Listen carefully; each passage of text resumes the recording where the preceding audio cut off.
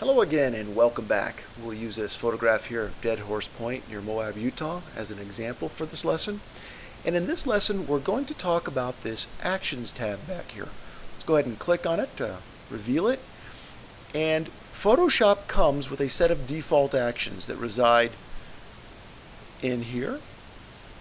Don't use them very often, but I have created my own set of actions that I use relatively frequently.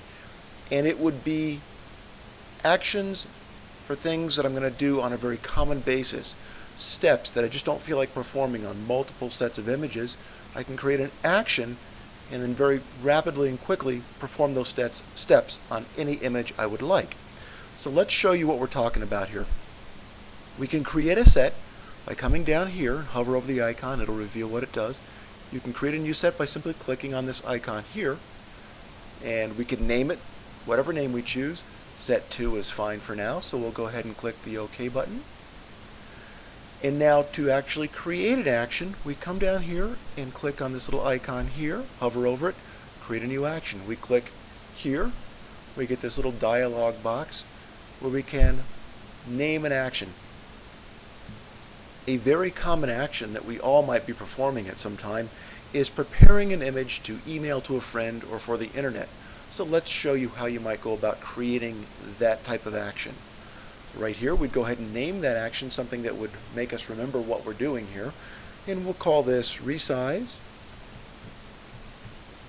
Web.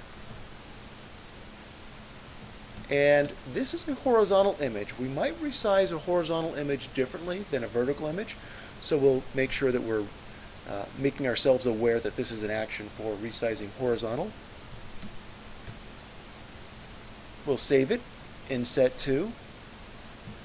Now I like to create my actions so that I can play them with a press of the function key. So I would go ahead and here and select, let's say F2, and I like them to play in conjunction with a button, another button being depressed at the same time, so that I don't accidentally run an action. So here we'll just choose the control key.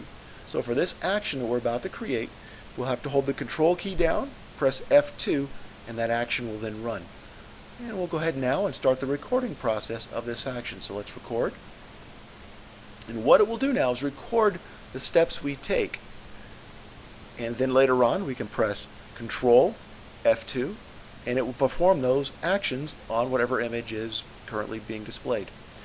So the first thing we want to do in preparing for the internet would be to flatten this. So let's come up to Layer, Flatten Image.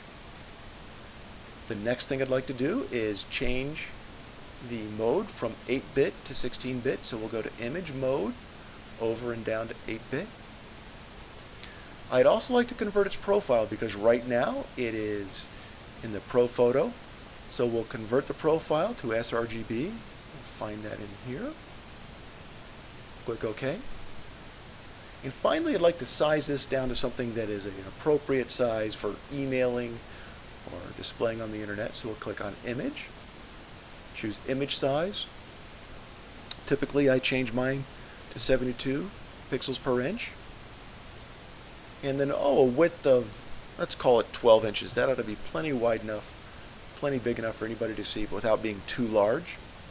And again, we are going to a smaller size file, so let's choose the appropriate algorithm by Cubic Sharper, best for reduction, and click OK. Let's go ahead and click on print size so we can see if that looks good. Yeah, that looks just fine. So now we're done recording the actions. So we'll come back in here and click on this Actions tab, come down here to the bottom and click on this Stop Playing Recording. And we are done. Now we can notice, if we take a look in here, we have set 2. We have this Resize Web for horizontal images here, and it's recorded what we've done. Let's go back out here. Let's choose another image, and let's apply that action that we just created to this image.